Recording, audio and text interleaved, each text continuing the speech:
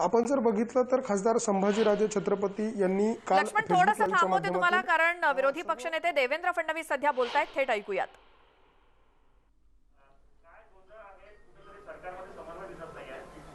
ते खरं म्हणजे या सरकारमध्ये एक एक मुख्यमंत्री आणि अनेक सुपर मुख्यमंत्री आहेत.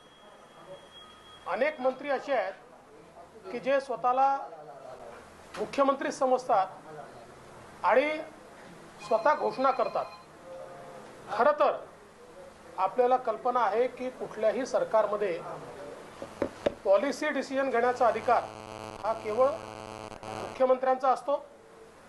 परंतु एखाद्या विषयावर मुख्यमंत्र्यांना वाटलं तर ते मंत्री नेमून देतात आणि मुख्यमंत्र्यांनी जी लाईन सांगितली त्या लाईननी तशा प्रकारे मंत्री त्या ठिकाणी बोलतात. पण या सरकारमध्ये मात्र एकाच विषयावर मुख्यमंत्र्यांच्या ऐवजी 5-5 मंत्री बोलतात. म्हणजे ज्या मुख्यमंत्र्यांनी बोललं पाहिजे त्यांच्याकडनं स्टेटमेंट येत नाही आणि त्याच्या आधीच 5-5 मंत्री बोलतात. आणि सगळ्यात महत्त्वाचं असं आहे, प्रत्येक मंत्री ती अनाउन्समेंट करतो आणि सांगतो ही अनाउन्समेंट आता मुख्यमंत्री करतील. म्हणजे एक प्रकारे पूर्णपणे श्रेयवाद, प्रत्येक गोष्टीचं श्रेय हे घेण्याचा एक प्रयत्न. आणि घ्या ना, पण कमीत कमी करून तरी घ्या. आणि म्हणून मला असं वाटतं की कालचा घोळ यातनंच झालाय. पण हा पहिला नाही आहे, याच्यापूर्वी अनेक वेळा झालाय. अनेक वेळा मंत्र्यांनी आधी अनाउन्समेंट करून टाकल्या आहेत, एक अनाउन्समेंट 3-3 मंत्र्यांनी केल्या आहेत.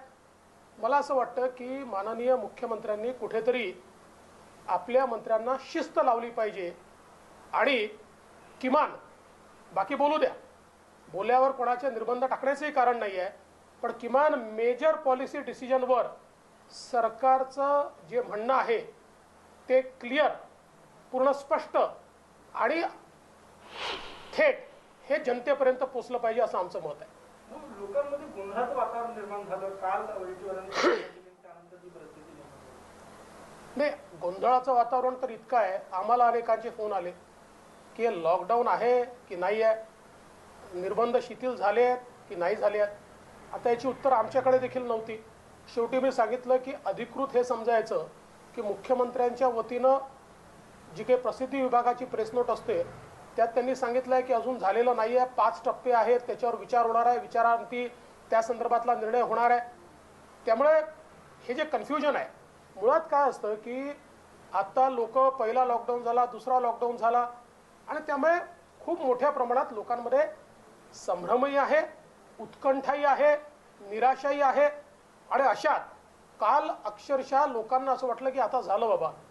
किमान जे छोटे दुकानदार आहेत किंवा मध्यम रिटेलर्स आहेत ज्यांची अवस्था अत्यंत वाईट आहे, जे नॉन एसेन्शियलमध्ये येतात, त्यांना असं वाटलं की चला आता हे सगळे निर्बंध आपले संपतील.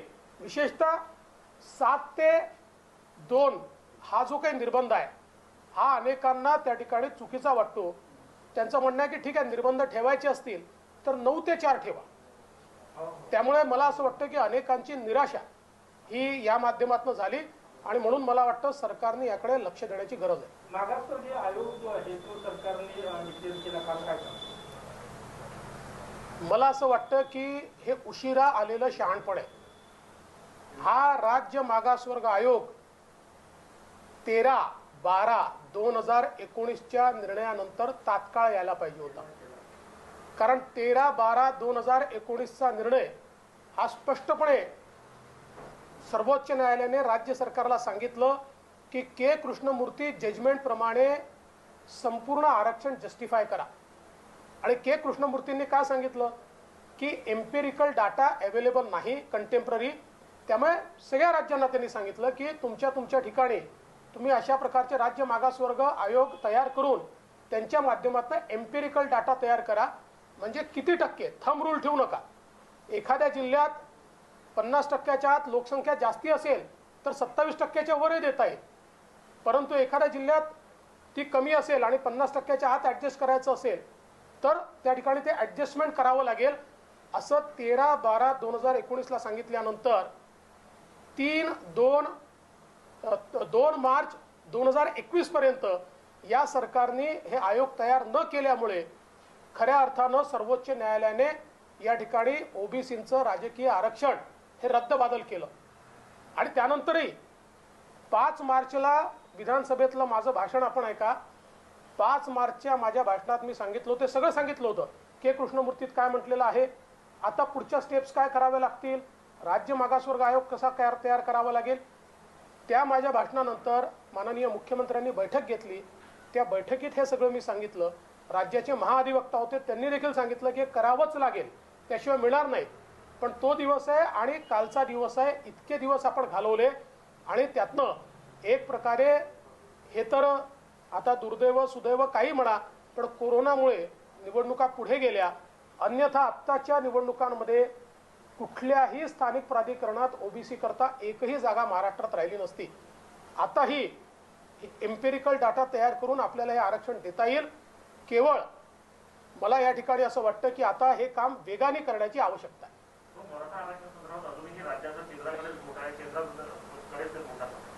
हे राज्य सरकारला मराठा समाजाला आरक्षण द्यायचंच नाहीये आणि त्यामुळे वेगवेगळे बहाणे ते सांगतात. ज्याला काम करायचं असतं तो बहाणे सांगत नाही, कारण या संदर्भातली कायदेशीर पोझिशन ही वारंवार समोर आलेली आहे. अगदी मी सांगितलं की केंद्राकडेच अधिकार आहे असं जरी समजलं, मागास घोषित करायचं ते तर पूर्णपणे स्पष्टपणे 5ही जजेसनी सांगितलंय की कायदा करायचा अधिकार हा राज्याचाच आहे. पण अगदी मागासचा अधिकार केंद्राचा असं आपण समजलं तरी त्याची प्रोसेस दिलेली आहे. त्या प्रोसेसमध्ये राज्याला ही सगळी कारवाई करून राज्य मागासवर्ग आयोगाच्या माध्यमातून अहवाल तयार करून कॅबिनेटच्या मान्यतेने तो केंद्राच्या मागासवर्ग आयोगाकडे पाठवावा लागतो. हे मात्र हे सरकार करत नाही आहे, कारण यांना एक प्रिन्सिपल पक्क माहिती आहे. या सरकारचं एक प्रिन्सिपल पक्का आहे, Wien you cannot convince people you confuse them. जेव्हा लोकांना कन्व्हिन्स करता येत नाही त्यावेळेस गोंधळाचं वातावरण तयार करा, रोज खोटं बोला. शेवटी लोकांना असं वाटतं की खोटं बोलणारा जो आहे तोच खरा सांगतोय. याच पद्धतीनं हे सरकार आणि याचे मंत्री चालतात. तुम्ही म्हटलं की आता कन्फ्यूज करायचा हा जो निर्णय होता अनलॉकचा, तर पत्रकार परिषद म्हटल्यानंतर विजय वडेट्टीवार म्हणाले की मी असं काही म्हटलं नाही, हे सगळं प्रसार माध्यमांनी पसरवलं की अनलॉक होणार आहे. तर हा सगळा तिथलाच प्रकार आहे का की लोकांना गोंधळात टाकायचा?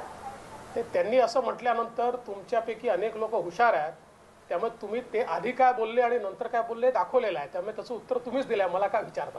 हिंदीमध्ये गोंधळाचं वातावरण आहे अनलॉकच्या विषयी. देखिए, अनलॉक के संदर्भ में जिस प्रकार से मंत्री महोदय ने स्टेटमेंट कर दिया, उससे लोगों में बड़ी खुशी की लहर आ गई कि चलिए अनलॉक हो गया. और शाम को सीएम ऑफिस ने कहा कि अनलॉक नहीं हुआ है, अभी 5 स्टेप्स में अनलॉकिंग हम कंसिडर कर रहे हैं.